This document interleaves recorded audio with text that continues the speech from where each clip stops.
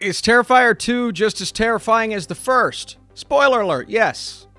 Yes, it is. What is up, Flick fans? Welcome back to my channel. Today we are talking Terrifier 2. This movie is dropping in certain theaters this weekend. Let me tell you, if you're a fan of the first movie, it may be one you want to watch. We're going to dive into it right now. After being resurrected by a sinister entity, Art the Clown returns to a timid town of Miles County, where he targets a teenage girl and her younger brother on Halloween night. I want to start with the rating here. Yeah, it's rated R for everything. I mean, it's one of the bloodiest and goriest movies I've seen in years. So yeah, I'm just going to put everything on there. This is not one you want to show the kids. That's for sure. Listen, I watched Terrifier, and I was actually blown away with what they were able to do, especially when you look at the budget that the movie had. It was such a small budgeted film, and the passion behind it was evident. There were things about it that I didn't love, including the story, but in terms of what they were able to do, the scares that they were able to provide, and of course, kind of brings a new horror icon to light, Art the Clown. At this point, if you're even aware of this cult classic, the fact that it exists, you know of Art the Clown, even if you don't know his name. You've seen his face. So that, to me, he's starting to kind of move his way into horror icon space. I don't know if he was there after the first movie, but he may be there after this film. This film does a great job of taking what the first was able to do on such a low budget. I want to throw the number, I think it was $35,000,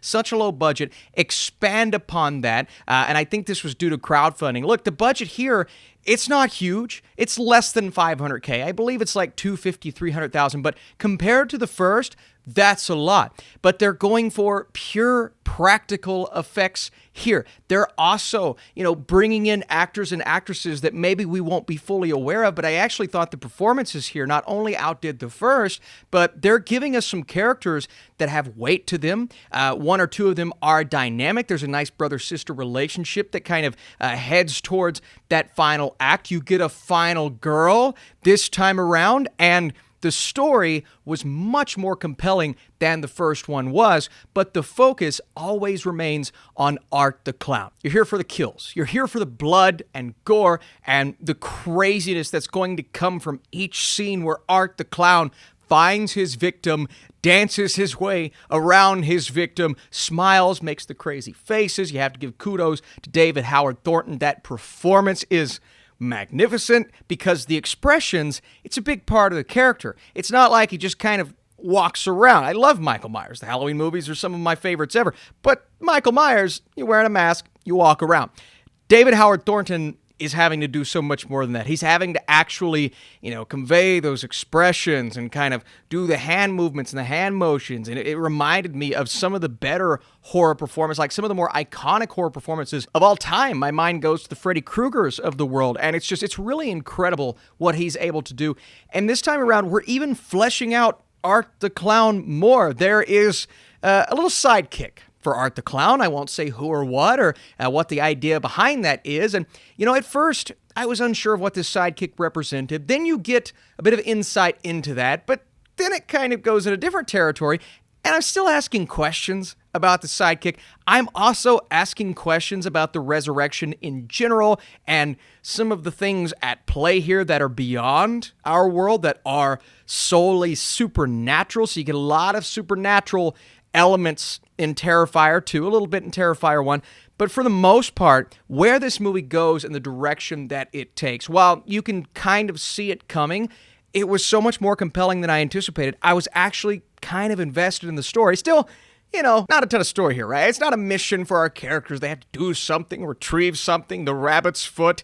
No, it's kind of Halloween night, and people, they're hearing of things happening, and this young boy, he's kind of obsessed with Terrifier the Clown. And in the first movie, the moment where the poor girl was hanging upside down, he just kind of chops her down the middle.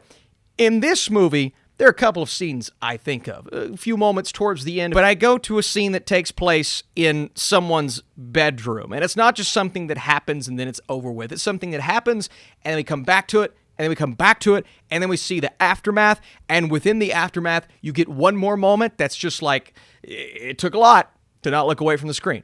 And admittedly, I looked away from the screen more than a few times. So even with the lack of a super compelling story, I think we got more story than the first one was able to give us. I think we were able to flesh out these new characters along with Art the Clown. I know much more about him now than I knew before. A big issue, though, with this film is it's not too short. I didn't necessarily want more, even though I was really enjoying what I was getting. It's too long. This movie is 2 hours and 20 minutes long. This movie is one of the longest films I've seen all year, and it's a horror slasher.